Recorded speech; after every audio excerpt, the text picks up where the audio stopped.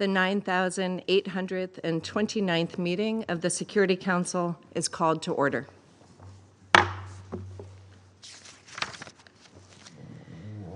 On behalf of the members of the Security Council, I should like to pay tribute to James Earl, or Jimmy Carter, the 39th President of the United States of America, who passed away yesterday at the age of 100. President Carter was a peacemaker who worked tirelessly and effectively in support of conflict mediation, the furtherance of human rights, and the strengthening of democracy, both while he was in office and during his many years of service thereafter.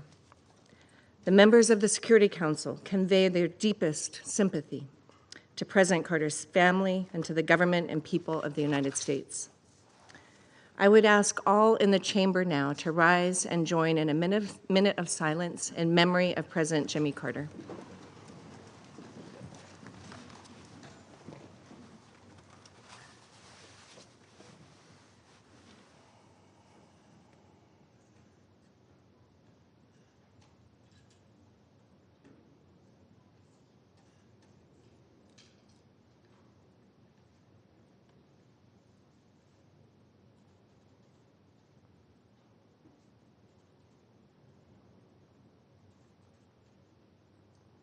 I thank you.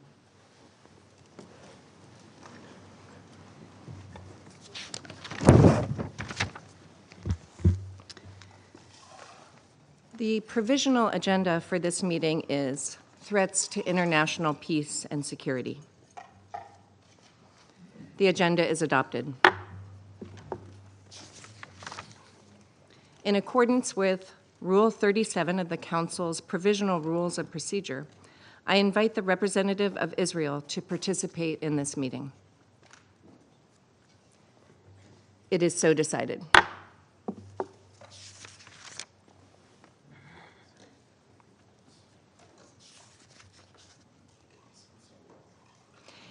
In accordance with Rule 39 of the Council's Provisional Rules of Procedure, I invite the following briefers to participate in this meeting. Mr. Khalid Khayari, Assistant Secretary General for the Middle East, Asia, and the Pacific, Departments of Political and Peacebuilding Affairs and Peace Operations, and Dr. Michael Knights, Senior Fellow at the Washington Institute. It is so decided.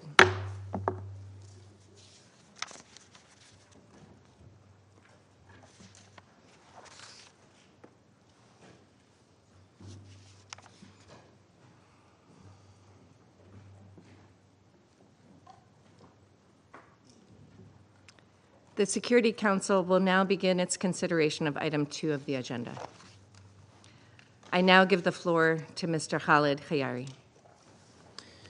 Madam President, distinguished members of the Security Council, the Middle East is witnessing yet another dangerous escalation. The hostilities unfolding between Israel and the Houthis have taken an escalatory turn over the past weeks. The most recent round of military escalation follows a year of increasing Houthi attacks targeting Israel, as well as vessels in the Red Sea and the Gulf of Aden that threaten civilians, regional stability, and freedom of maritime navigation. Madam President, since 13th of December, the Houthis have claimed at least 11 attacks targeting Israel, using ballistic missiles and uncrewed aerial vehicles. On 19th of December, Israel conducted airstrikes that targeted energy and port infrastructure in the Houthi-controlled ports of Hodeidah, Salif, and Ras Isa, as well as Sana'a. The Israel Defense Forces claimed it was hitting military targets. 9 civilians were reportedly killed, and considerable damage occurred to the Red Sea ports that has reduced their capacity. Israel also struck 2 power stations in Sanhan and Al-Wahda, districts of Sana'a, causing temporary power disruptions in Sana'a and Hodeidah. While many missiles and other projectiles fired by the Houthis from Yemen have been intercepted, on 20 December, a Houthi-fired missile warhead damaged an elementary school in Ramat Gan in central Israel. On 21st of December, another missile landed in a residential neighborhood in Jaffa, causing damage to nearby homes. 16 civilian injuries were reported in the latter incident, including a 3-year-old child. On 26 December, IDF airstrikes targeted Sana'a International Airport, the Red Sea ports on Yemen's western coast, in addition to power stations in Sana'a and Hodeidah, which the IDF said were being used for military purposes. The risk of disruption to vital humanitarian operations at a time when millions of people in Yemen are in need of life-saving assistance are of grave concern. The IDF's 26 December strikes on Yemen have reportedly resulted in at least 6 killed and dozens injured. A United Nations humanitarian air service crew member was also injured when the airport was hit. A high-level UN delegation headed by World Health Organization Director General Dr. Tedros was also at the airport in Sana'a when it was struck. The delegation has just concluded discussions on humanitarian situation in Yemen and the release of UN and other personnel detained by the Houthis. The United Nations continues to call for the immediate and unconditional release of all UN and other personnel arbitrarily detained by the Houthis. Madam President, I reiterate the Secretary General's grave concern about intensified escalation. I also echo his calls that international law, including humanitarian law as applicable, must be respected by all parties. We appeal to all to respect and protect civilians and civilian infrastructure. Humanitarian workers must be protected at all times. Madam President, we condemn attacks claimed by the Houthis, including on the Santa Ursula in the Arabian Sea on 27 December. The US forces targeted Houthi military facilities and weapons systems in Yemen on 16 and 21st of December, reportedly in response to Houthis' maritime attacks. There have also been unconfirmed reports of airstrikes on 27, 28, and 29 December in different parts of Yemen. We reiterate that attacks originating from Houthi-controlled area in Yemen must stop. Security Council Resolution 2722 must be fully respected in its entirety, which demands that all attacks in the Red Sea must cease. No cause or grievances can justify continuation of these attacks. Attacks in Israel and Yemen, as well as in the Red Sea, are of grave concern. Further military escalation could jeopardize regional stability with adverse political, security, economic, and humanitarian repercussions. Millions in Yemen, Israel, and throughout the region would continue to bear the brunt of escalation with no end. We must do our utmost to reverse this negative trajectory and support comprehensive efforts to end conflicts in the Middle East. We must preserve a path towards sustainable peace and stability that benefits all the peoples of the region. Thank you, Madam President. I thank Mr. Khayari for his briefing. And I now give the floor to Dr. Michael Knights. Madam President, Excellencies, ladies and gentlemen, thank you for the opportunity to brief you today. I'm Dr. Michael Knights, the Jill and J. Bernstein Senior Fellow at the Washington Institute for Near East Policy. I'm a scholar of conflicts in Yemen and recently completed the first 2 books of a 3-volume history of the post-2015 Yemen war. My organisation, the Washington Institute for Near East Policy, has undertaken some of the most detailed investigative work into the threat posed by the Houthi movement, also known as Ansar Allah. Working with a range of Yemeni and international co-authors, our fieldwork and desk research have produced an interactive maritime attack tracker and 4 major studies on the Houthi movement, all of which can be viewed at the Washington Institute website. Today's emergency session on the current and future threat posed by the Houthi movement is urgently needed. The Houthis have, with strong Iranian backing and encouragement, exploited the enfeeblement of the Yemeni government since the Arab Spring of 2011, expanding through military conquests and seizing the capital Sana'a from the internationally recognised government in a September 2014 military coup. Since then, the Houthis have overrun Yemen's Red Sea ports and tried to seize the port city of Aden and the energy hub of Marib. With sustained military support from Iran, they remain postured to lunge forward at any time to snuff out the last strongholds of the internationally recognised government of Yemen. The Houthis are a clan-based military junta whose leaders have, since the 1980s, modelled their movement on Lebanese Hezbollah. Their ideology is supremacist, in favour of their own genealogical caste over all other Yemenis. And in their motto, they curse all Jewish people and openly pledge to seek the destruction of Israel and the United States of America. Madam President, the Houthis are aggressive and expansionist, presenting a multifaceted threat that I will briefly summarise today. Far from being an isolated, localised movement, they now draw military, intelligence and financial support from global partners that include Iran, Hezbollah, Iran-backed militias in Iraq, the Al-Qaeda and Al-Shabaab terrorist organisations, and reportedly also the Russian Federation. The first dimension of threat posed by the Houthis manifests inside Yemen itself. Their movement is documented by the UN panel of experts and other authorities and non-governmental organisations to have committed gross human rights abuses against the populations under their control, indoctrinating child soldiers, unlawfully detaining and torturing opponents, and diverting vital humanitarian assistance. They have kidnapped and still detain United Nations personnel, civil society workers, foreign seafarers, and staff of diplomatic missions.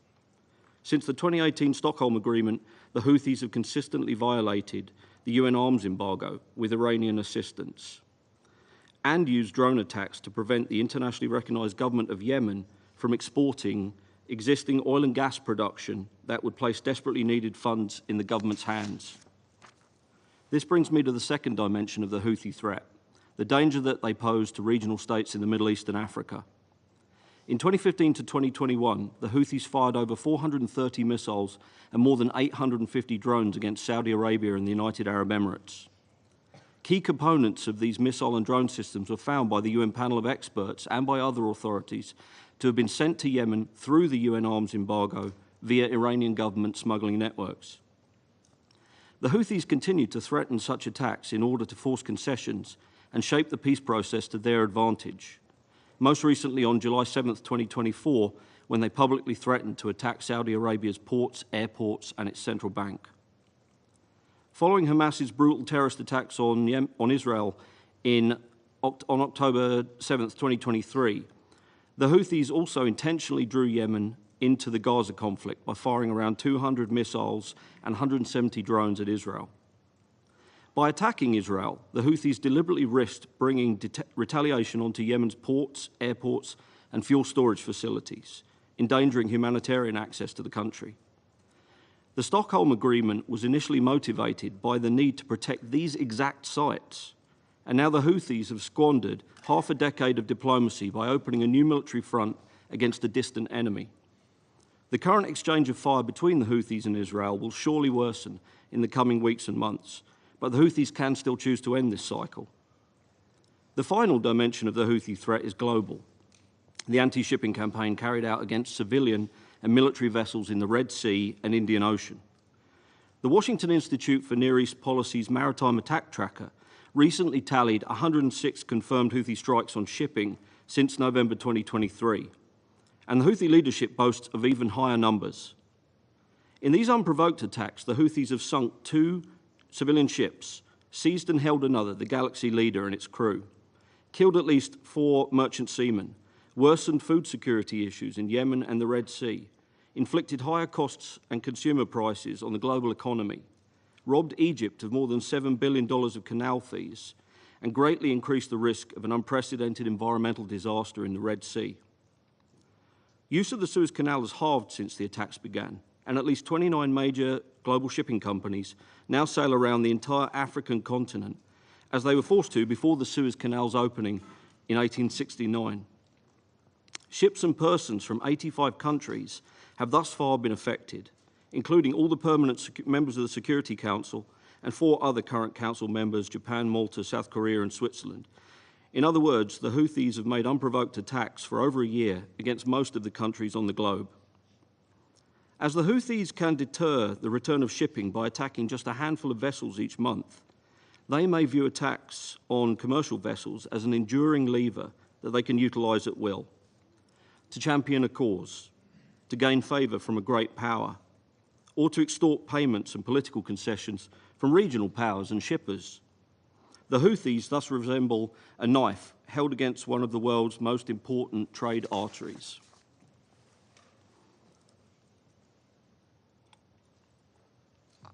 Under these circumstances, it's easy to foresee further grave future implications for global commerce if the Houthis, 1, fail to fundamentally and permanently alter their aggressive and reckless behaviour, and 2, are left in control of the Red Sea littoral, drawing upon the support of Iran and other military suppliers. In addition to fully enforcing all UN resolutions on the Houthi movement, I therefore urge the Security Council and its members to do the following.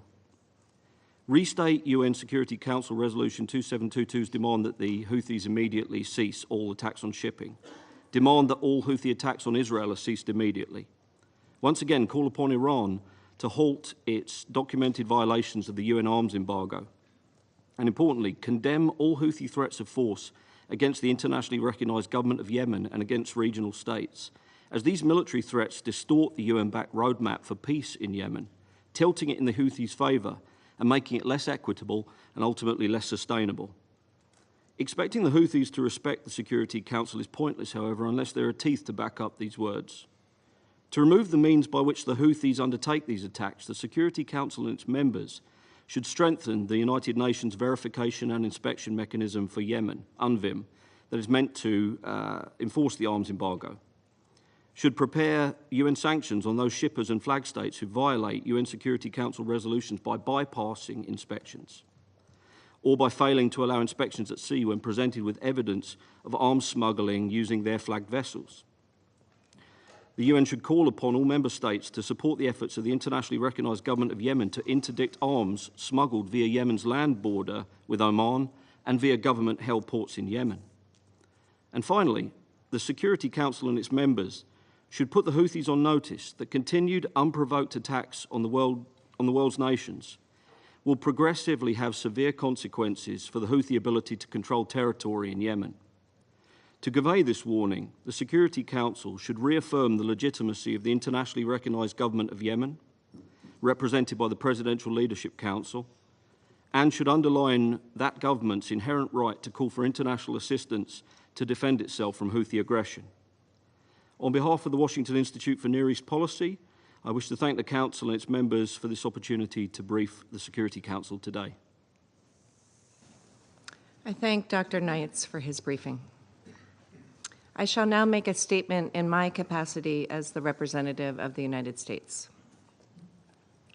Thank you, Assistant Secretary General Khiari and Dr. Knights, for your informative briefings. The United States condemns the Houthis' latest attacks on Israel and supports Israel's right to self-defense.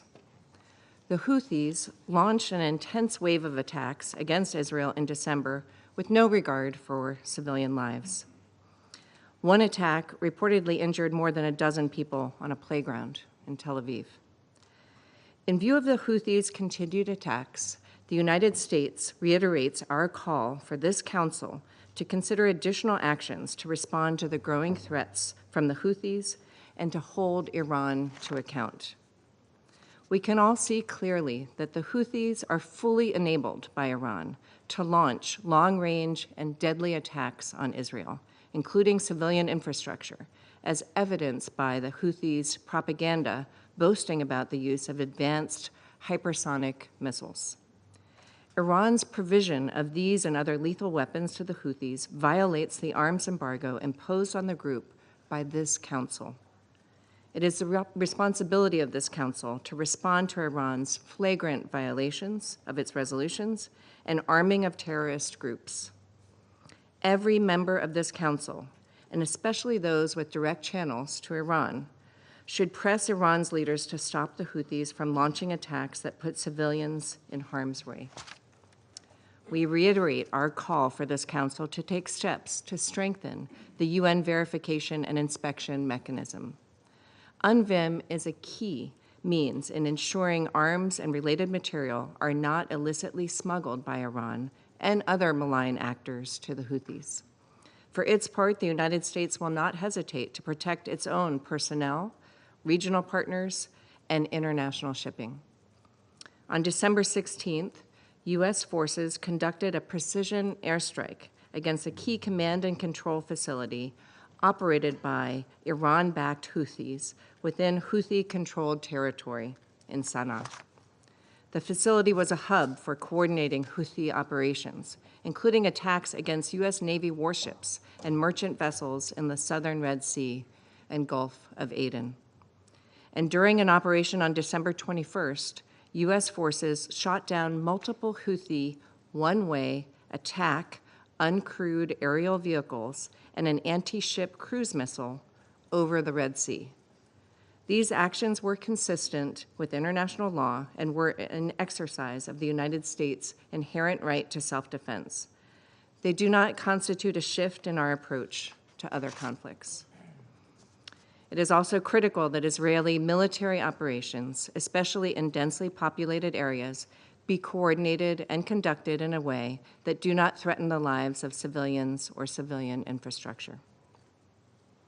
We are thankful to WHO Director General Dr. Tedros Adhanom Ghebreyesus and his team are safe after an Israeli strike on Thursday hit part of the Sana'a airport near where they were located. Dr. Tedros traveled to Yemen on behalf of the UN for work that we all believe is critical. We support the work that the UN and humanitarian partners, including the WHO, who are delivering critical health, nutrition, water, sanitation, and hygiene assistance to the people of Yemen, are doing while facing incredibly perilous circumstances. It is past time for the Houthis to cease their reckless and destabilizing behavior, and this Council should ensure that there are consequences for their actions. Colleagues, this is an especially dangerous moment in the region. It is imperative that we all work to reduce tensions. Just under 1 year ago, we joined together in adopting Resolution 2722 that demanded the Houthis immediately cease all attacks against merchant and commercial vessels. The United States looks forward to extending the resolution's reporting request for an additional 6 months to ensure the Council has accurate and timely information. We believe this reporting should also include information about the origin of ballistic missiles and advanced drones being used in the increasingly sophisticated attacks. We thank Japan for working with us on these resolutions and will look to incoming members of this Council for their support as well. I now resume my function as President of the Council. I now give the floor to the representative of China. 主席，中方对美国前总统卡特逝世表示深切的哀悼。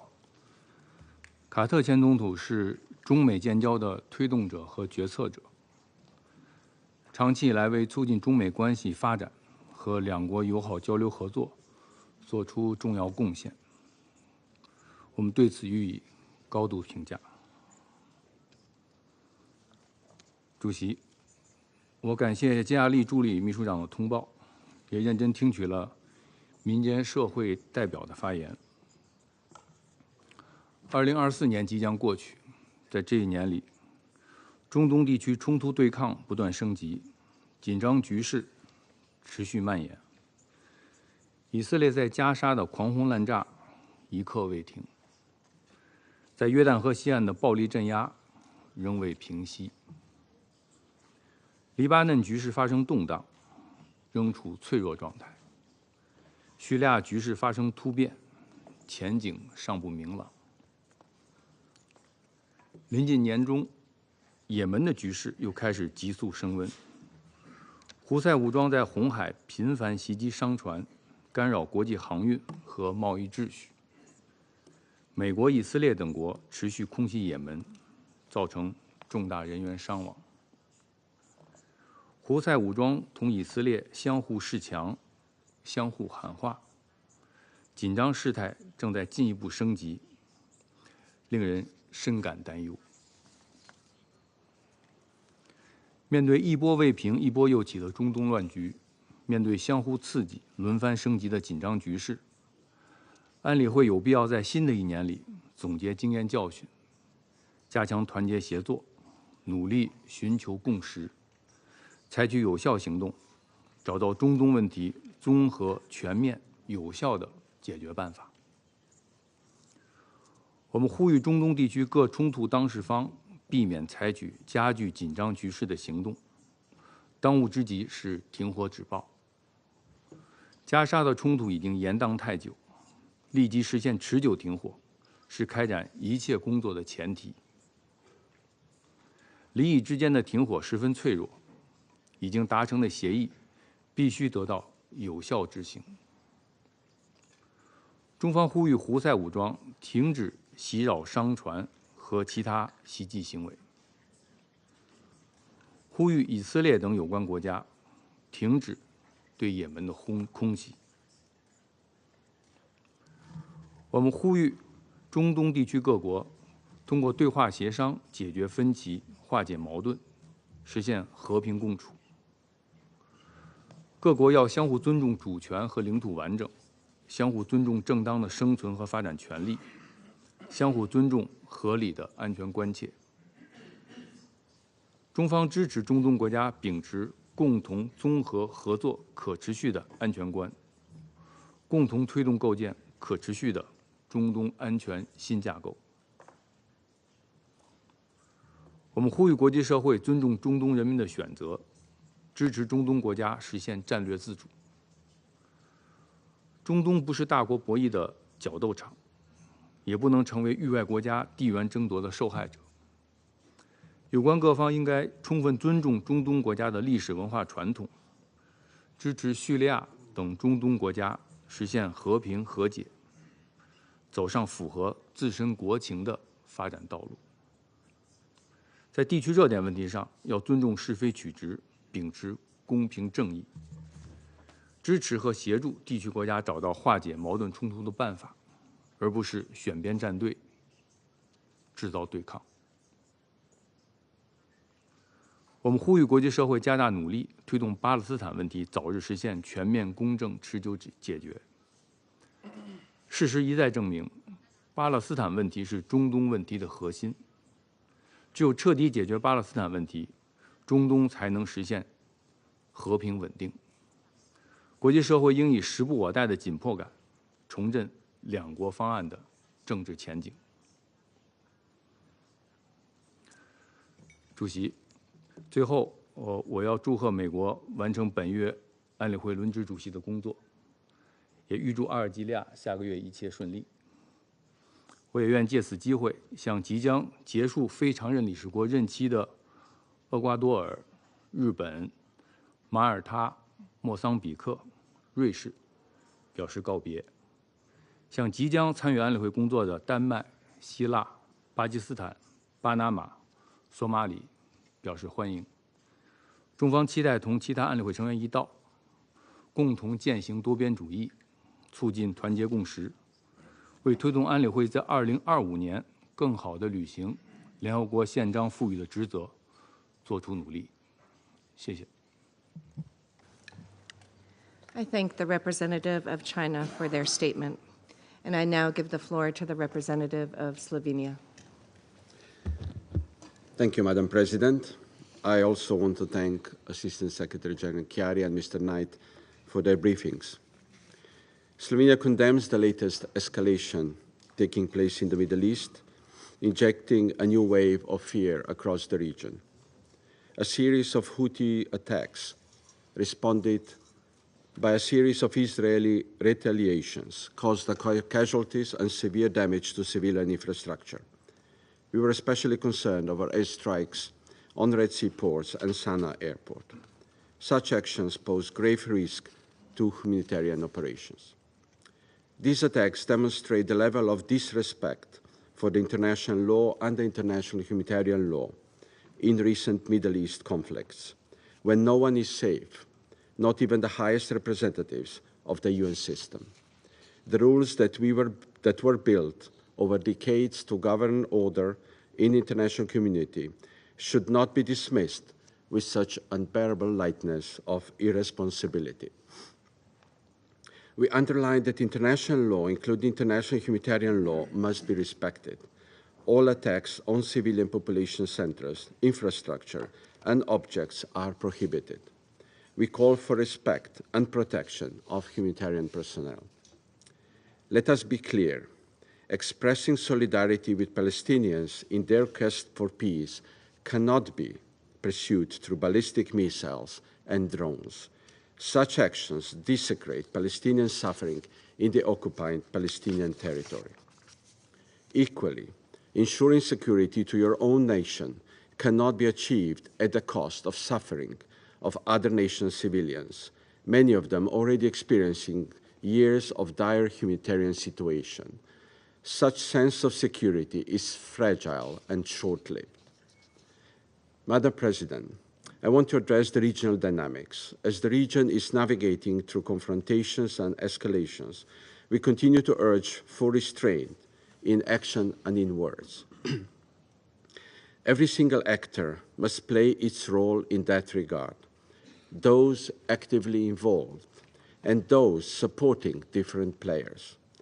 The latter's responsibility has significantly increased given that the hands of the Security Council are being tied. We call for de-escalation and contribution to the stabilization. This is not through tit for tat, which is not in anyone's interest and does not serve anyone's security. What is in everyone's interest is a joint pursuit of peace.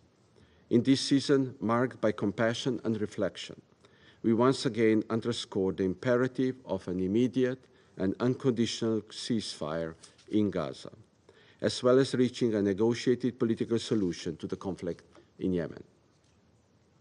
Finally, as this seems to be the last regular meeting of the Security Council for this year, I would like to thank you, Madam President, and the United States for your able leadership during the month of December. I would also like to express our heartfelt gratitude to the outgoing members of the Council, Ecuador, Japan, Malta, Mozambique, and Switzerland, for their effective and constructive cooperation in ensuring international peace and security. At the same time, we welcome the incoming members, Denmark, Greece, Pakistan, Panama, and Somalia, and we look forward to working with them. Thank you. I thank the representative of Slovenia for their remarks, and I now give the floor to the representative of the United Kingdom. Thank you, President, and I'd like to start by thanking ASG Chiari and Dr. Knights for their briefings today. President, the UK is deeply alarmed by the Houthis' continued missile and UAV attacks against Israel and their ongoing targeting of international shipping in the Red Sea. We strongly condemn these attacks, these reckless actions, and call on the Houthis to stop immediately. There is no justification for these attacks. Houthi aggression not only risks regional escalation, but is also making worse the already dire humanitarian and economic conditions inside Yemen. A comprehensive and inclusive political settlement remains the best route to a peaceful, stable, and prosperous Yemen. We're also clear on the role of Iran in fueling this escalation. Its long-standing financial and military support to the Houthis has enabled and exacerbated Houthi aggression. Iran bears responsibility for the actions of its proxies, and it must cease its illegal activity, which is destabilizing the region and threatening international peace and stability. President, the UK reiterates its support for Israel's right to self-defense in the face of Houthi attacks. However, Israeli action must be consistent with their obligations under international humanitarian law, including the protection of civilians. We are concerned by Israeli strikes on Yemen's civilian infrastructure, including the recent attack on Sana'a airport, which injured an unHAS crew member and endangered the Director General of the World Health Organization and his team. Let me be clear.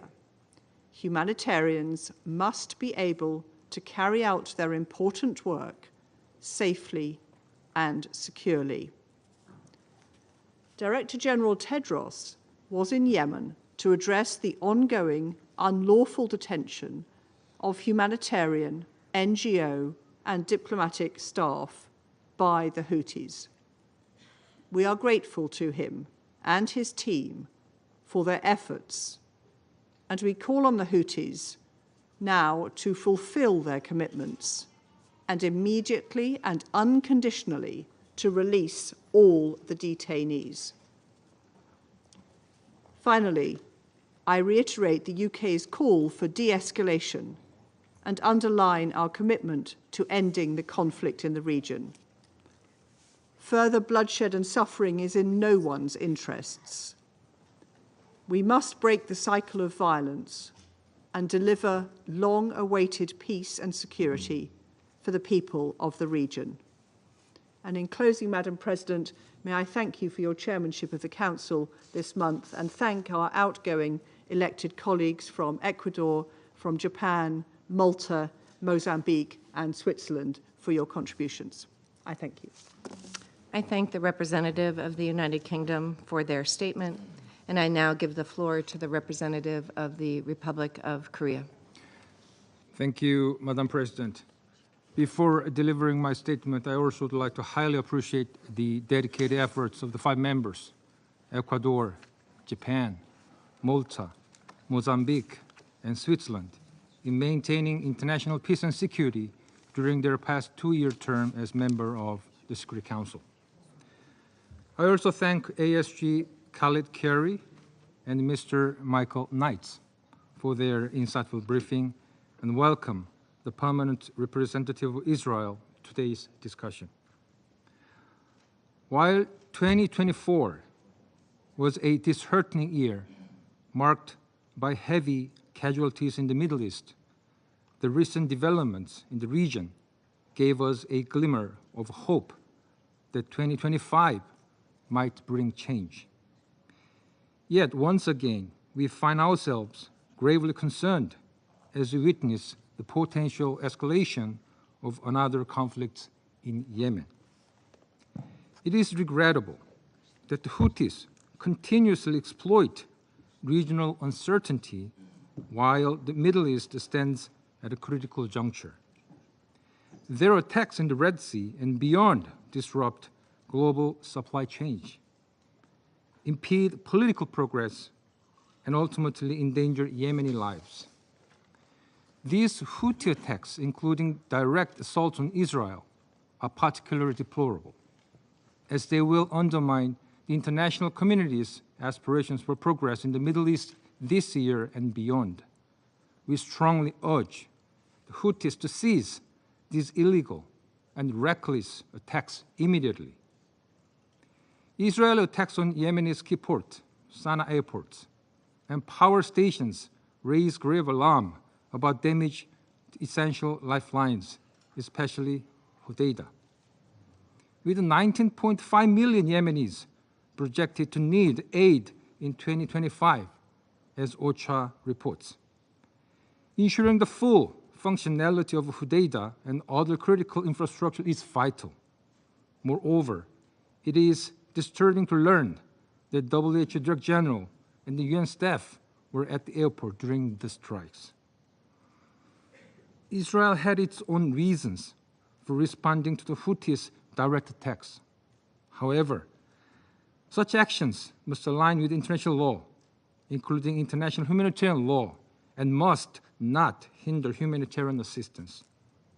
If these principles are not upheld, we can imagine what the consequences would be like, as we saw in the Gaza conflict. We echo the Secretary General's call for all parties to respect international law, including international humanitarian law, and to protect the civilians and the civilian infrastructure. Now is the time for utmost restraint, as further escalation will only deepen the crisis. Madam President, the use of advanced weapon systems, such as ballistic missiles, UAVs, and so-called hypersonic missiles by the Houthis, complicate the regional situation. In this context, we urge the international community to pay greater attention to the panel of experts' final reports of this year, which highlights unprecedented support of weapons and related material to the Houthis in both nature and scale. The regional situation and compliance with the targeted arms embargo under Security Council Resolution 2216 are now more interconnected than ever. Compliance with this resolution is the bare minimum for progress of the regional situation. Thus, we reiterate our call for all UN member states, including neighboring countries, to faithfully implement all relevant Security Council resolutions, especially the targeted arms embargo. Lastly, Madam President, turning back to Yemen, as the Special Envoy Hans Grundberg stated repeatedly, peace in Yemen is still achievable. To reach this goal, it is imperative for all parties, particularly the Houthis, to refrain strictly from any provocative actions, respond positively to Special Envoy and other stakeholders' efforts, and engage sincerely in dialogues to advance Yemen's political process. The international community and Security Council must remain united in backing an inclusive, Yemeni-led political transition under UN auspices to this end. I thank you, Madam President. I thank the representative of the Republic of Korea, and I now give the floor to the representative of Ecuador. Gracias, señora presidenta, y agradezco al subsecretario Chiari por su exposición informativa, al señor Knights por su intervención. Reconozco la presencia del representante permanente de Israel en esta reunión. El Ecuador condena con la mayor firmeza los nuevos ataques perpetrados por los hutíes en contra de Israel. Este último episodio de la campaña de agresiones constituye una evidente violación del derecho internacional y de las resoluciones del Consejo de Seguridad, incluida la resolución 2216, que exige a los hutíes abstenerse de cualquier provocación o amenaza a los estados vecinos. Los ataques se producen aproximadamente un año después de las acciones de escalada emprendidas por los hutíes en el Mar Rojo, que amenazan a la población civil, la estabilidad regional y la libertad de navegación marítima, en clara contraposición a las resoluciones 2722 y 2739.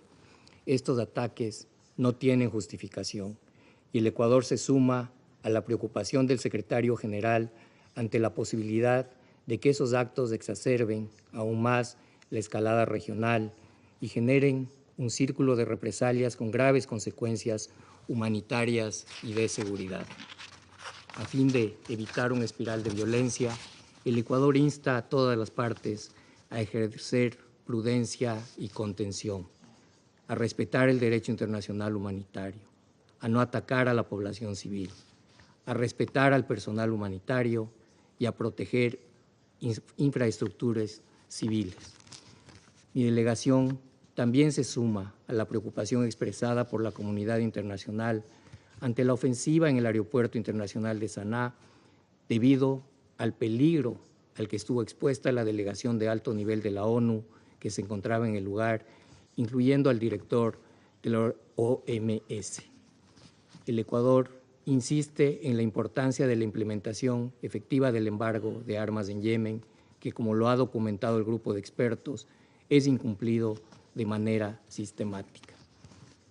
Es una realidad que factores internos y externos han minado el optimismo que existía sobre la posibilidad de alcanzar un acuerdo de paz en Yemen, como ha expresado en los últimos meses esta delegación, y más recientemente en la sesión informativa del 11 de diciembre pasado, ante lo que reafirmo la necesidad de una voz unificada del Consejo de Seguridad que con su gestión empuje hacia una paz sostenible en Yemen y en la región. Señora Presidenta, colegas, en esta última intervención en el Consejo de Seguridad como miembro elegido por la Asamblea General para el bienio 2023-2024, expreso la tranquilidad del Ecuador por haber actuado en estricto apego al derecho internacional y cumplido su responsabilidad de acuerdo con lo establecido en la Carta de las Naciones Unidas, incluyendo su artículo 24, que establece que el Consejo actúa a nombre de sus miembros. Renuevo mi agradecimiento a todos los integrantes de este Consejo por su cooperación, que ha sido la base de un trabajo colectivo incansable. Deseo el mayor de los éxitos tanto a los miembros que permanecen en el Consejo cuanto a los que se incorporan próximamente. Vuelvo a expresar la gratitud de mi delegación con los equipos de SCAD e intérpretes, como mi delegación lo ha podido atestiguar, particularmente durante la presidencia ecuatoriana en diciembre de 2023, su labor es clave en el día a día del Consejo. También agradezco a su delegación, señora Presidenta, por la manera en la que ha conducido el Consejo de Seguridad durante este mes. Concluyo con un reconocimiento especial al trabajo abnegado y comprometido de todos los jóvenes diplomáticos que durante estos 2 años conformaron la misión permanente del Ecuador, contribuyendo a la noble causa de la paz. Muchas gracias. I thank the representative of Ecuador for their remarks, and I now give the floor to the representative of Japan. Thank you, Madam President. I thank ASG Hiari and Dr. Knights for their informative briefings. I wish to make 3 points. First, Japan strongly condemns the repeated launch of missiles and drones by Houthis against Israel. We are also deeply concerned about the damage to civilian infrastructure and attacks on the civilians and the staff of international organizations, including the most recent incident on UN delegation headed by Dr. Tedros, which were caused by Israeli airstrikes. Further escalation must be averted, particularly at a time when Yemen is facing a humanitarian crisis. The Houthis claim that they are acting in solidarity with the Palestinians in Gaza. However, they have to recognize that their conduct is not helping the Palestinians at all. They are only agonizing the people in the region and beyond, including Yemenis, by fueling tension in the already inflamed Middle East. Such opportunistic and irrational behavior must stop immediately. The Houthis should instead engage constructively in the peace process to end the decade-long conflict and human suffering in the country. We also urge Iran to exercise its influence over the Houthis and let them hold back. Second, we cannot turn blind eyes to the enormous amount of the Houthis' weapons. In the words of the panel of experts, there is an unprecedented scale of arms embargo violations against a rebel group. All countries, of course including the members of this Council, must strictly adhere to Security Council Resolution 2140, 2216, and other relevant resolutions. Member states should carefully monitor related transactions by both state-owned and private companies.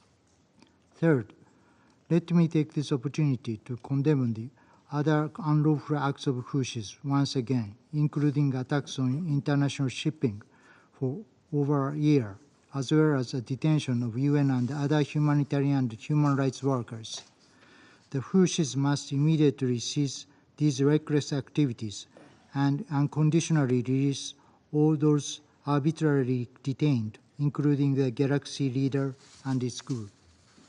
Madam President, since this will be most likely to be Japan's final statement as a Security Council member before its current term ends tomorrow, I wish to make a few concluding comments. First of all, let me congratulate you, Madam President, the U.S. team for successful presidency this month. I would like to express our sincere gratitude to the members of the Council and the Member States for the valuable cooperation and support provided to us over the past 2 years.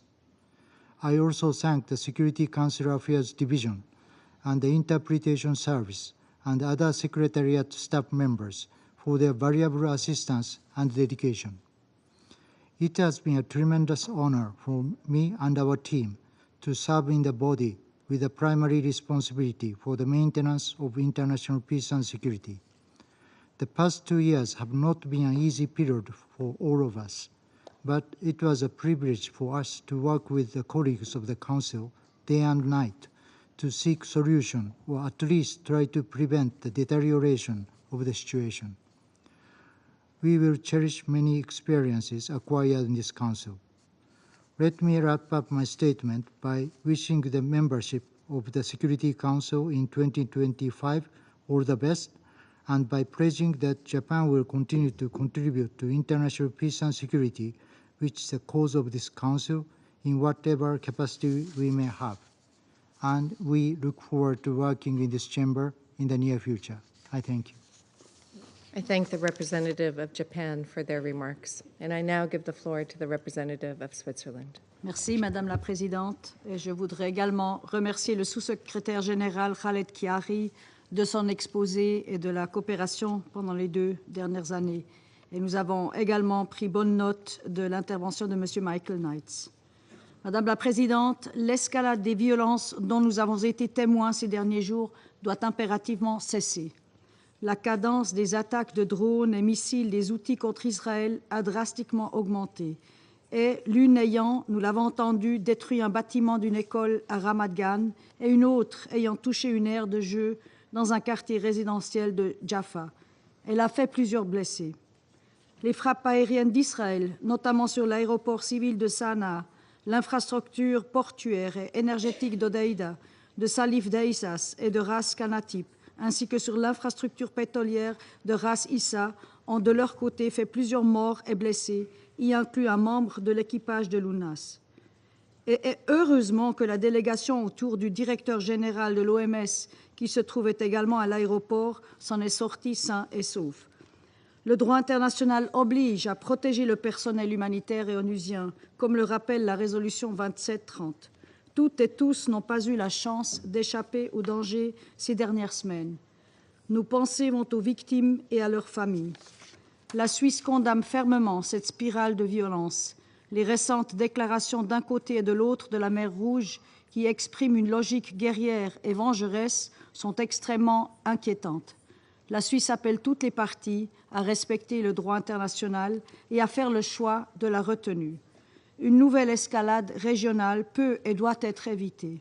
L'ordre international nous donne les outils nécessaires pour prévenir une aggravation de la crise et protéger les populations. Je voudrais en souligner 3 qui sont d'une importance cruciale. Premièrement, la Suisse appelle au plus strict respect du droit international. Les règles de la Charte des Nations Unies nous offrent un cadre clair. L'usage de la force doit être strictement limité à l'exercice nécessaire et proportionnel de la légitime défense. Lors d'un conflit armé, les principes clés de distinction, de proportionnalité et de précaution doivent guider toutes les actions militaires. La population et les infrastructures civiles sont protégées et ne doivent jamais être prises pour cible. Ces principes ne sont pas des abstractions, mais des obligations juridiques. Au Yémen, ils prennent un sens particulièrement concret et urgent. La situation économique, alimentaire et sanitaire dans ce pays est catastrophique. Les infrastructures portuaires, aériennes et énergétiques, déjà fragilisées par des années de conflit, sont des piliers indispensables pour la survie de millions de civils. Les attaques qui compromettent ces infrastructures mettent leur vie en danger et creusent encore davantage le gouffre humanitaire. Ces attaques mettent aussi en danger le personnel humanitaire et leurs activités d'importance vitale. Je répète que le droit international impose la protection du personnel humanitaire et onusien, y compris le personnel recruté sur le plan national et local, tel que réaffirmé par la résolution 2730. Nous appelons à la libération immédiate et sans condition du personnel humanitaire et onusien encore détenu à Sanaa. En Israël, la population civile ne doit pas faire l'objet d'attaques indiscriminées, y compris la destruction d'infrastructures civiles telles que les écoles. Deuxièmement, l'embargo sur les armes établi par la résolution 2216 doit être respecté. Il constitue un outil essentiel pour limiter la prolifération d'armements dans une région déjà déstabilisée. Les armes, qu'elles soient introduites par des voies clandestines ou par un trafic organisé, représentent un facteur aggravant du conflit. Ce Conseil, en s'appuyant sur le travail du comité de sanctions 2140, a pour responsabilité de veiller à l'application stricte de cet embargo. Ce comité doit considérer toute potentielle violation de l'embargo avec la diligence qu'il convient et soutenir au mieux sa mise en œuvre. Et troisièmement, la Suisse appelle à un retour au dialogue. Dans ce moment critique, il est crucial de faire le choix de la diplomatie. Seule la retenue, la désescalade et le retour au dialogue permettra de garantir la paix et la stabilité régionale. Que ce soit en mer Rouge, au Yémen ou au Proche-Orient, le seul chemin viable est celui d'une solution politique. La cessation des attaques au Yémen, en Israël et en Syrie, ainsi qu'un cessez-le-feu à Gaza et la libération des otages sont d'importance cruciale. Au Yémen, une solution politique inclusive, dirigée par les Yéménites sous l'égide des Nations Unies, reste la meilleure solution pour mettre fin à la dynamique de violence qui déchire le pays depuis plusieurs années. La situation régionale ne doit être instrumentalisée par aucune des parties pour des gains politiques à court terme. Les parties prenantes et celles pouvant exercer une influence sur ces dernières doivent s'abstenir de toute rhétorique, action qui pourrait exacerber les tensions. Madame la Présidente, les événements de ces derniers jours nous préoccupent profondément. Ce Conseil doit contribuer de toute urgence à une solution diplomatique et parler d'une seule voix pour éviter un nouveau chapitre meurtrier à l'embrasement régional dont les populations civiles continuent à payer le prix fort. Alors que la Suisse se trouve sur le départ en tant que membre élu de ce Conseil, elle continuera à s'investir pour le respect du droit international et pour la protection des civils partout et à tout moment. Nous compterons sur les membres du Conseil de sécurité pour en faire de même.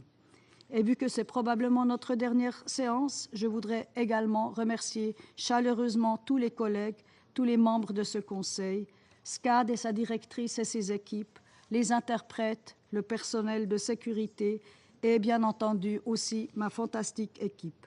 Je remercie la délégation américaine pour la présidence de ce mois de décembre et je souhaite à tous les membres du Conseil et à ce Conseil même l'année prochaine un peu plus de paix et qu'ils puissent contribuer à préserver les générations futures du fléau de la guerre. Je vous remercie. I thank the representative of Switzerland for their remarks, and I now give the floor to the representative of France. Madame la Présidente, je remercie M. Chiari et M. Knight pour leurs exposés. La France condamne les attaques menées par les Houthis contre Israël depuis plusieurs semaines. Elle déplore qu'en dépit des nombreux avertissements de ce Conseil, les Houthis, soutenus par l'Iran, continuent de mener des actions déstabilisatrices en ciblant des navires commerciaux en mer Rouge et dans le golfe d'Aden et en visant le territoire israélien avec des missiles et des drones. Ce faisant, ils violent le droit international, y compris les résolutions adoptées par notre Conseil. Ce faisant, ils démontrent leur volonté d'escalade qui n'est pas dans l'intérêt du peuple yéménite et des peuples de la région. Ces actions doivent cesser sans délai. La France rappelle son attachement à la stabilité régionale et à la sécurité d'Israël et la nécessité d'éviter toute nouvelle escalade. Elle souligne la nécessité de respecter les principes de distinction et de précaution et de protéger le personnel des Nations Unies, les acteurs humanitaires et les civils, conformément au droit international humanitaire. La frappe israélienne contre l'aéroport de Sanaa le 26 décembre, qui a blessé le copilote de l'UNAS chargé de transporter une délégation des Nations Unies, dont le directeur général de l'OMS, est préoccupante. La France réaffirme son soutien aux agences des Nations Unies qui se déploient sur les terrains de crise dans des conditions difficiles. Ce Conseil doit rester mobilisé pour mettre fin à la politique de fuite en avant des Houthis soutenus par l'Iran, à la fois au Yémen, en mer Rouge et contre Israël. Il doit s'assurer du strict respect des résolutions 2722 et 2739. Le Galaxy Leader et son équipage doivent être libérés sans délai. La France poursuivra son engagement dans le cadre de l'opération européenne Aspides, selon une approche strictement défensive et visant à la désescalade afin de rétablir la sûreté maritime et la liberté de navigation. Madame la Présidente, les attaques menées par les Houthis rappellent la nécessité de faire appliquer la résolution 2216. Seule une solution politique permettra une cessation complète des hostilités et permettra de mettre fin aux souffrances du peuple yéménite. La France redit son plein soutien à l'envoyé spécial des Nations Unies en vue de la reprise du processus de paix au Yémen. Je tiens enfin, moi aussi, à remercier l'Équateur, le Japon, Malte, le Mozambique et la Suisse pour leur contribution aux travaux de ce Conseil depuis 2 ans. Je vous remercie.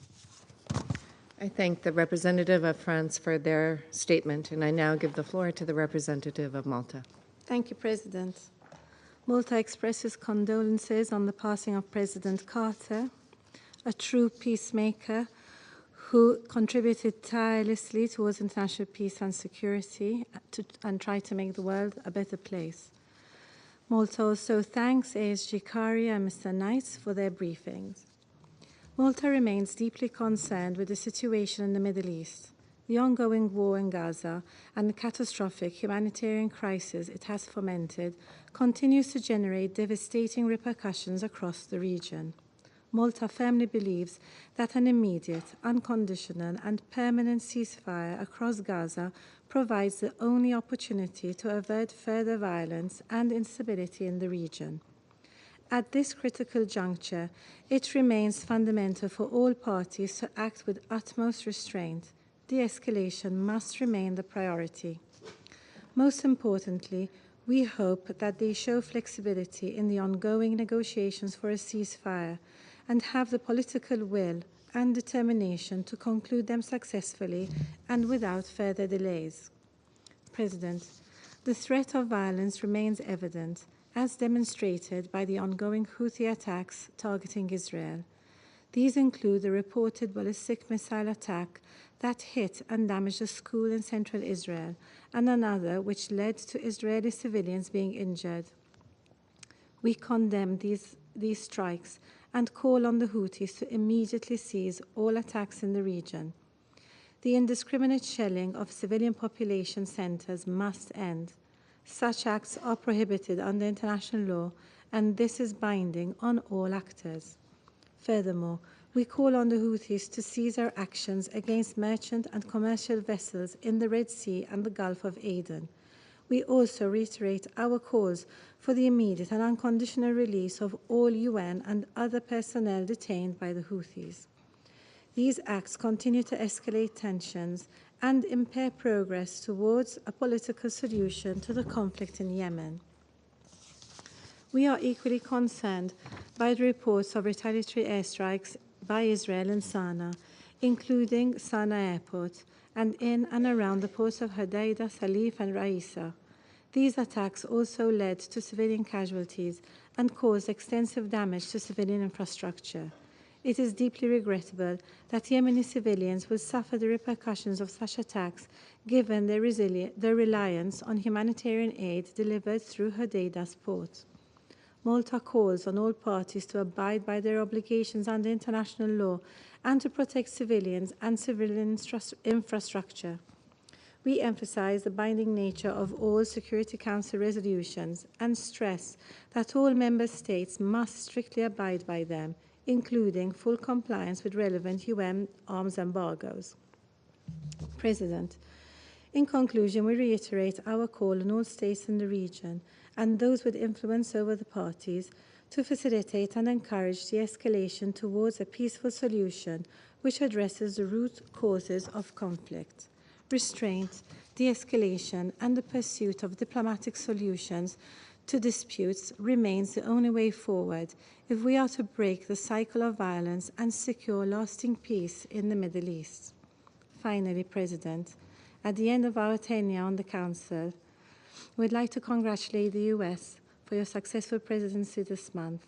Allow me also to thank all Council members for their cooperation over the past 2 years. I also extend our gratitude to the Secretariat, SCAD, our interpreters, for all their work in ensuring the smooth functioning of this body. And I take this opportunity to extend best wishes to the incoming 5 new members of this exalted body.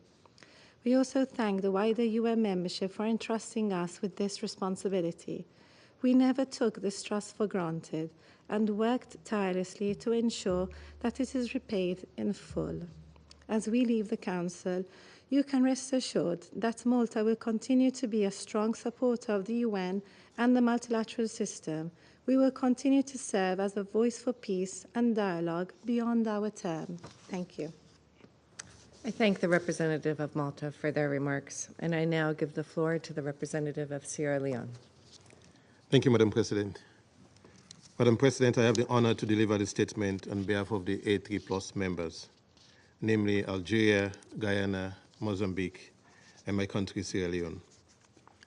We thank Assistant Secretary General Mr. Khalid Kiari for his valuable briefing on the developing situation in the Middle East.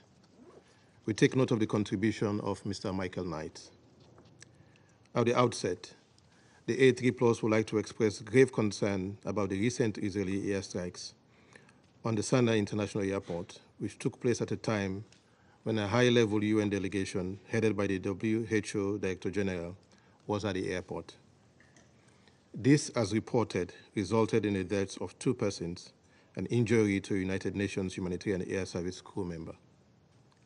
We strongly echo the UN Secretary General's demand for full respect for international law, including international humanitarian law, and for all parties to respect and protect civilians and civilian infrastructure.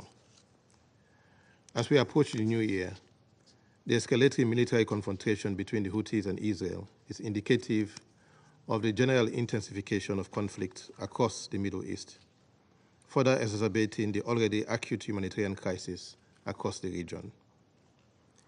The Yemeni people, who have borne the brunt of internal conflict since its inception, will surely pay the highest price of this escalating situation.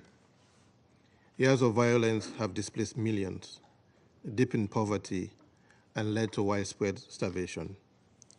While we affirm our strong support for the efforts of the Special Envoy and regional actors, including the Kingdom of Saudi Arabia and the Sultanate of Oman, in the pursuit of a peaceful resolution to the protracted conflict in Yemen, I would like to emphasize the following key points. First, the A3+ expresses grave concern about Israel's attack on Yemeni civilians and civilian infrastructure in violation of the country's sovereignty and territorial integrity. Civilian targets, including airports, ports, and power stations, should never be subject to military assault. These attacks have resulted in the death and injury of countless innocent civilians while endangering the safety of UN personnel. The targeting and destruction of civilian facilities that are crucial for humanitarian operations is a clear violation of international law and will only worsen the dire humanitarian situation in Yemen. We also note with grave concern attacks on civilians and civilian infrastructures and areas, including strikes that destroyed the school in Ramat Gan and injured civilians in Jaffa, as well as the Sana'a International Airport. Second, we also reiterate our call for the immediate and unconditional release of all detained UN and humanitarian personnel held by the Houthis. The efforts of the WHO Director General and Special Envoy must be taken seriously by the Houthis for the release of these individuals. The risk faced by a senior UN staff member and his team in an attempt to secure these releases highlights the urgency of their situation. The Houthis' violation of the human rights of the Yemeni people are now extended to international civil servants, diplomats, and humanitarian workers must stop. We call upon members of the UN Security Council and the international community to urge the Houthis to release all detained UN and humanitarian staff immediately and unconditionally. Third, the A3 Plus is gravely concerned about the ongoing Houthis attacks on commercial and maritime vessels, which disrupts international trade, pose serious threats to the environment and the marine ecosystem. Earlier this month, drone attacks targeting 3 commercial vessels in the Gulf of Aden highlighted the increasing risk associated with their actions. Lastly, while we note that the current conflict in Gaza have significant implications for the Yemeni people and the ongoing political process aimed at achieving sustainable political stability and regional peace, we urge all parties to utilize diplomatic avenues to achieve lasting peace in Yemen and the region. The Yemeni population cannot afford to be dragged into a regional conflict. We remain committed to supporting all diplomatic efforts of the Special Envoy in facilitating a Yemeni-led and owned political process under the auspices of the United Nations. The political strategy of the Special Envoy for Yemen is clear. Only through a united and coordinated approach can we hope to achieve peace and security for all people in Yemen and in the region. Finally, Madam President, the A3 Plus congratulates the United States on successful presidency of the Council this December. We further pay tribute to the outgoing elected members of the Council, Ecuador, Japan, Malta, Switzerland, and the A3 Plus member, Mozambique, for their important contributions to the work of the Council. We look forward to welcoming and working together with the incoming elected members, Denmark, Greece, Pakistan, Panama, and A3 Plus member, Somalia. I thank you. I thank the representative of Sierra Leone for their statement, and I now give the floor to the representative of the Russian Federation. Госпожа председатель, признательный помощник генерального секретаря по Ближнему Востоку, Азии и Тихоокеанскому региону Халиду Кьяри за его брифинг. Положение дел на Ближнем Востоке вызывает самые серьезные опасения. Беспрецедентные по масштабам и длительности насилия не только не прекращаются, но, к сожалению, лишь набирают обороты. И все больше стран региона оказываются втянуты в этот порочный круг. Не стал исключением и Йемен, вокруг которого на протяжении последних 10 дней разворачивается очередной виток эскалации. Важно разобраться в его первопричинах, избегая однобокой трактовки ситуации, деградацию которой наши западные коллеги возлагают в том числе сегодня исключительно на движение Ансар-Аллах. При этом анализе нельзя оставлять в стороне и более широкий контекст, поскольку множество очагов напряженности сегодня спровоцировано действиями Израиля против палестинцев, которые вызывают отторжение и осуждение на арабской улице. Госпожа председатель, запуск хуситами ракеты в сторону Израиля в ночь с 19 на 20 декабря, безусловно, заслуживает осуждения. Насколько нам известно, она была перехвачена израильской ПВО еще до пересечения границы Израиля, однако осколки повредили школу. За этим последовали еще несколько ударов. К счастью, обошлось без жертв. Понимаем, насколько подобные инциденты с запуском ракеты БПЛА по израильской территории чувствительны для Западного Иерусалима. Вновь акцентируем недопустимость любых действий, создающих угрозы гражданскому населению и объектам гражданской инфраструктуры. Сочувствуем всем пострадавшим, в том числе в результате удара по Яффе 21 декабря, и желаем им скорейшего выздоровления. Однако последовавшая за инцидентом 19 декабря реакция израильских военных, с подключением сначала ВМС США, а затем и всей самопровозглашенной англосаксонской коалиции в Красном море, явно является непропорциональной и также заслуживает нашего осуждения.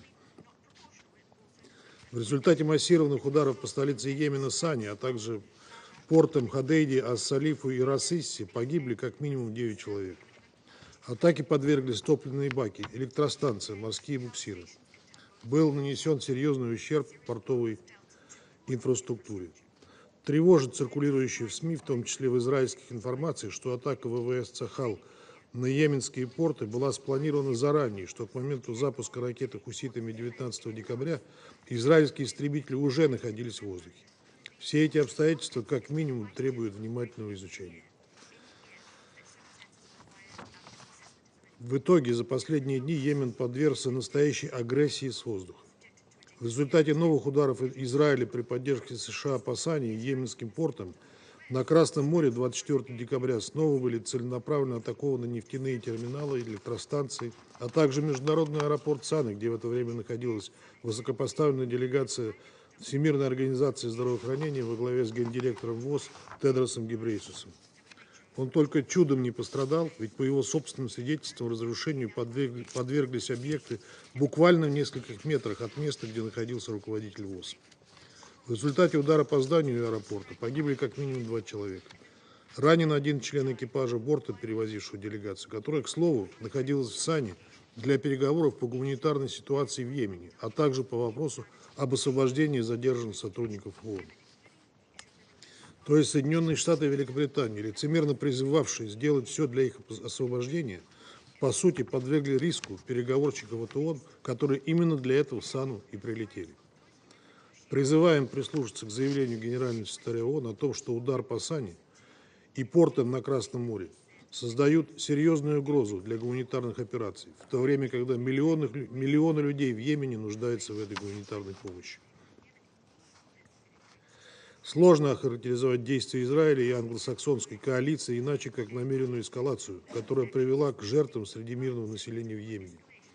Безотносительно того, носили ли они ответный характер, масштабы разрушений несоизмеримы. Схожая логика, кстати сказать, прослеживается и в контексте военной операции Израиля в секторе Газа, где в результате действий Цахал погибли уже более 45 тысяч мирных жителей. При этом израильское военное руководство открыто заявляет, что намерено продолжать свою операцию в Йемене, нацеливаясь парализовать деятельность 3 упомянутых портов, которые остаются важнейшей артерией поставок гуманитарных грузов в эту страну и где трудится множество гуманитарных работников. Призываем все стороны, вовлеченные в агрессивные действия против Йемена, проявлять сдержанность и воздерживаться от эскалационных шагов. Также необходимо принять меры по защите простых йеменцев и гуманитарщиков. Госпожа председатель, в январе исполнится год с начала нелегитимных военных действий группы западных стран во главе с Соединенными Штатами и Великобританией против территории суверенного Йемена. Эта самопровозглашенная коалиция с циничным названием «Страж процветания» не решает проблемы, а лишь усугубляет их и приносит этой ближневосточной стране, как и ранее многим другим, новые и новые разрушения.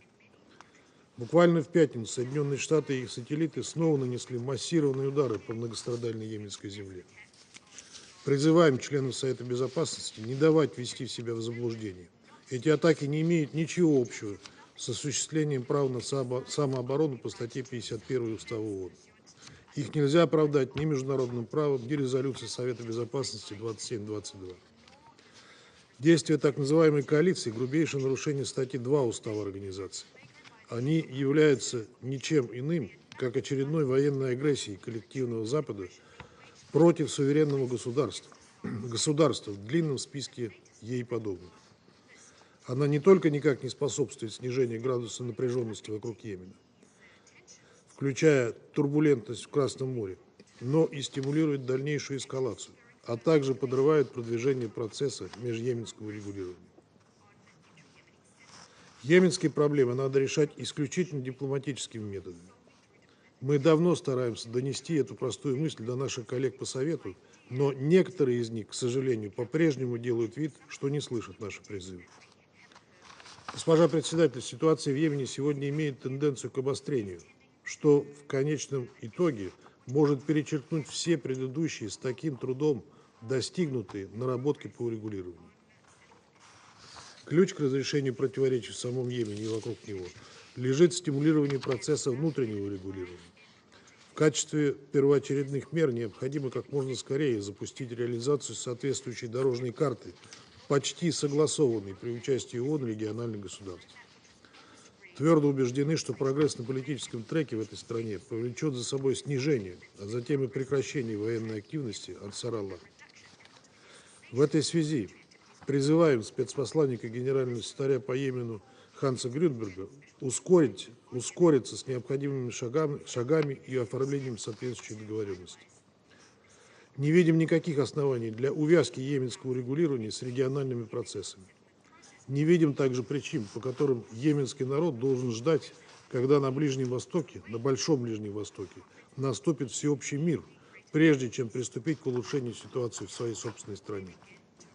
Безальтернативным является инклюзивный характер политпроцесса с учетом законных интересов всех ведущих политических сил этой страны и прямой диалог с вовлечением всех протагонистов, включая Ансар Аллах. Повторим, при этом для нахождения устойчивого регионального решения и во избежание рецидива вспышек насилия нельзя упускать из виду ключевой фактор стабилизации в региональном масштабе – скорейшее прекращение боевых действий в Газе, а также поиск решений для долгосрочного регулирования в Ливане и Сирии.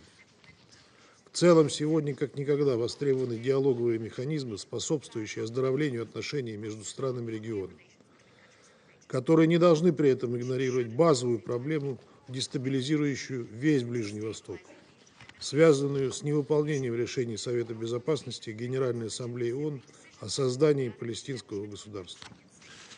Тогда и найдут свое устойчивое решение множество конфликтных ситуаций, включая обеспечение безопасного судоходства в регионе Красного моря, за что Россия активно выступает.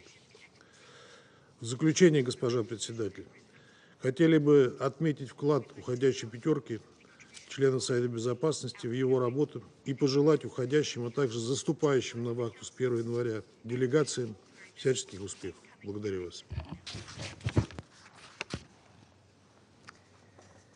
I thank the representative of the Russian Federation for his statement, and I shall now make a further statement in my capacity as a representative of the United States. And I just want to reiterate what I said in my earlier remarks as I reject the accusation of the representative of Russia. As I said previously, the United States will not hesitate to protect its personnel, regional partners, and international shipping. The actions taken by the United States have been consistent with international law and were in the exercise of our inherent right to self-defense.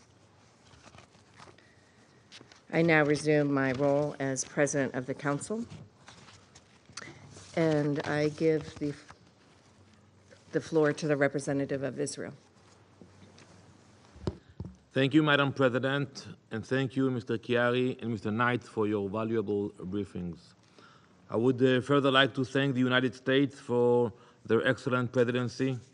Moreover, I would like to thank outgoing Security Council member Mozambique, Ecuador, Japan, Malta, and Switzerland, and welcome the new members Denmark, Greece, Pakistan, Panama, and Somalia. Recently, my phone buzzed with a notification that shocked me to my core. The school I myself attended as a child for 8 years, a place that shaped my earliest memories in my hometown, Ramat Gan, was struck by a ballistic missile launched by the Houthis. My own school in my own hometown. Its classrooms, once filled with the laughter of children, were forever changed by their terror. In another attack, a playground in Jaffa filled with children was struck, leaving a 3-year-old critically injured. Since then, the Houthi terrorists have been launching an endless bombardment of ballistic missiles at our population centers. Answer me honestly, what would you do if it were your child, your school, your city? Because this isn't just my story, it's Israel's story. And it's a story we are living every single day. We have had enough. Once again, millions of Israelis are waking up every night to the sound of sirens wailing across the country. Yet another ballistic missile launched by the Houthis, again and again and again. For over a year, this Iranian-backed terrorist organization has unleashed almost 300 unprovoked missile and drone attacks targeting Israeli civilians and communities. 300. This is systematic, calculated terror. Look at this map. Look at the distance between Yemen and Israel. Israel does not even share a border with Yemen. 2,000 kilometers separate us, 1,500 miles. 2,000 kilometers. We have no dispute with them. Yet they send their missiles and their drones to murder our people. And why?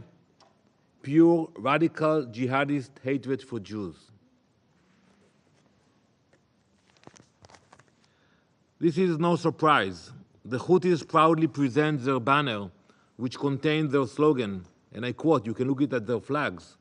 It's called, God is the greatest, death to America, death to Israel, curse upon the Jews, and victory to Islam.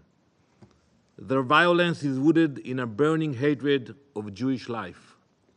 Under the watch of this council, the Houthis have grown from a terrorist group into a terrorist army, all with the help of their Iranian paymasters.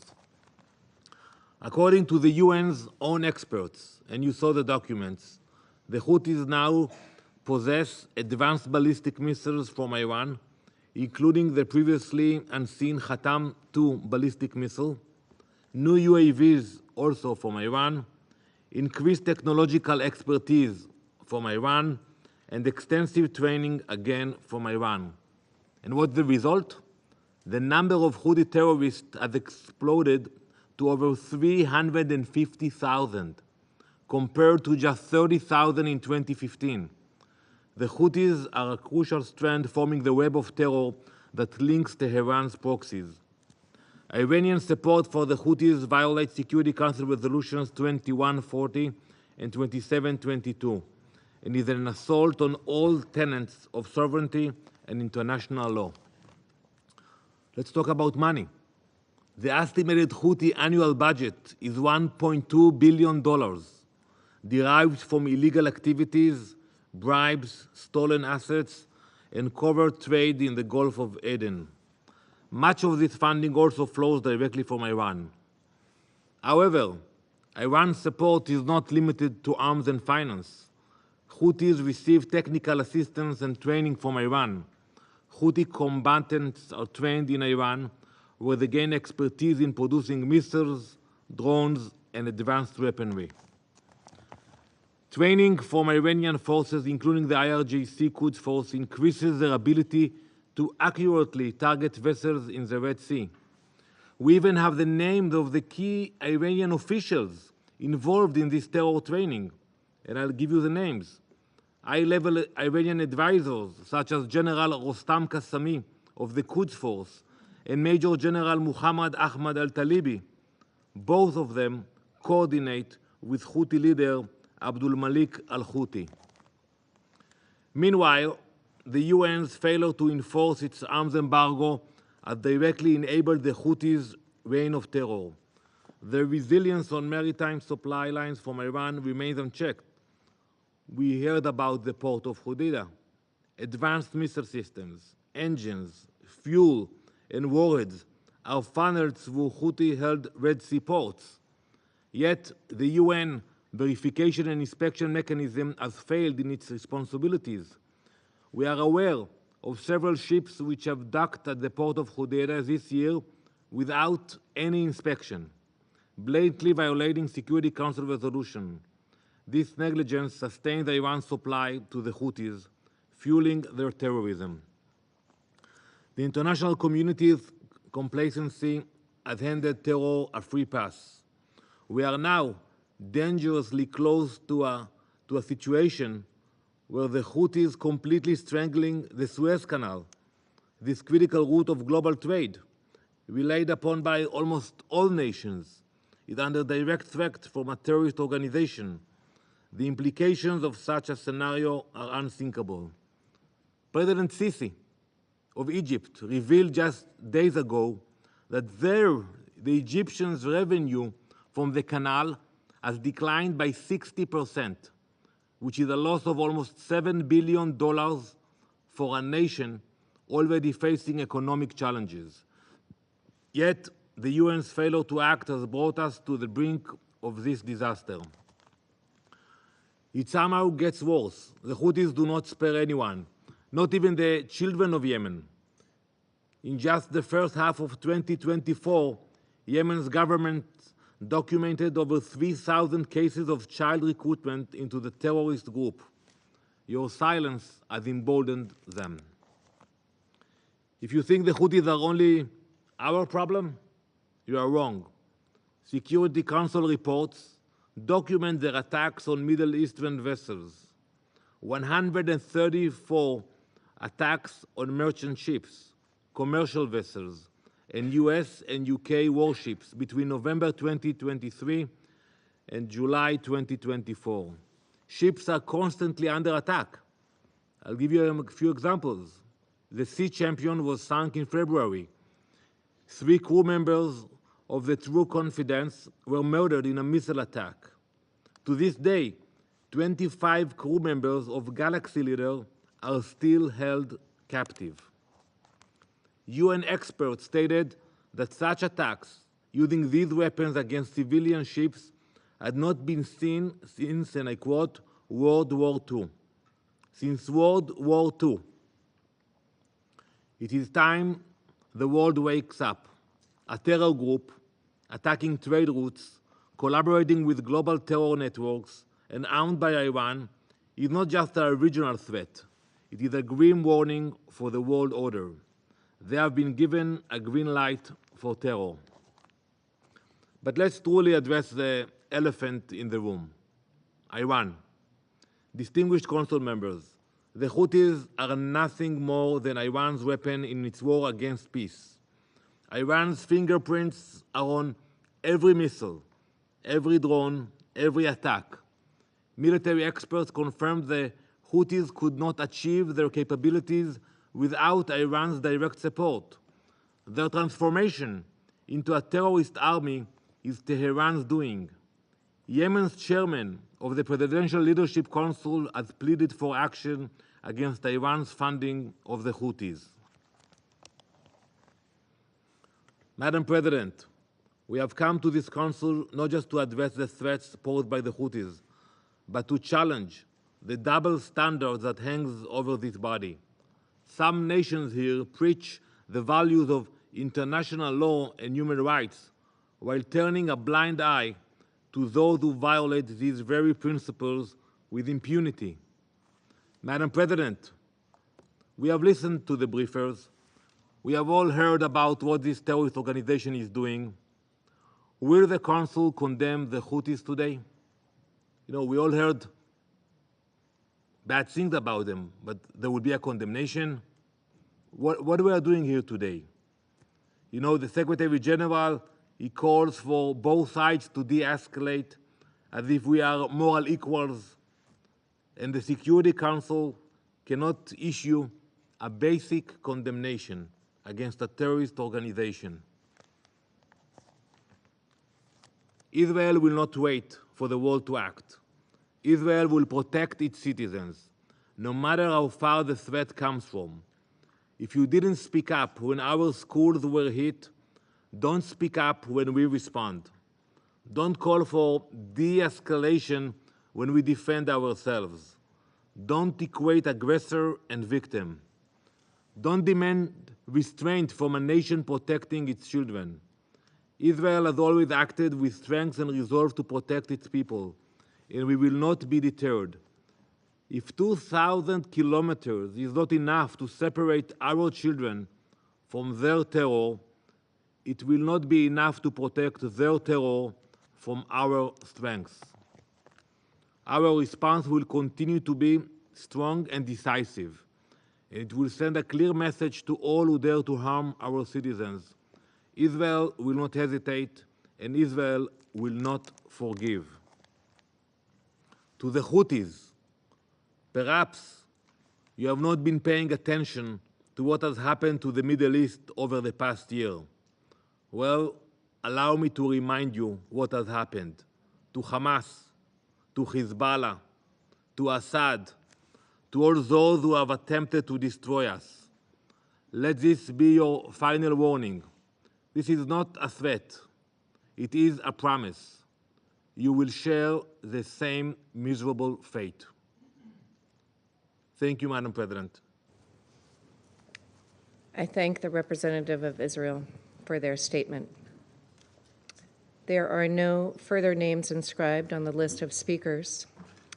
But before adjourning the meeting, as this was the last scheduled meeting of this council for the month of December, I would like to take a moment and express sincere appreciation of the delegation of the United States to the members of this council and to the Secretariat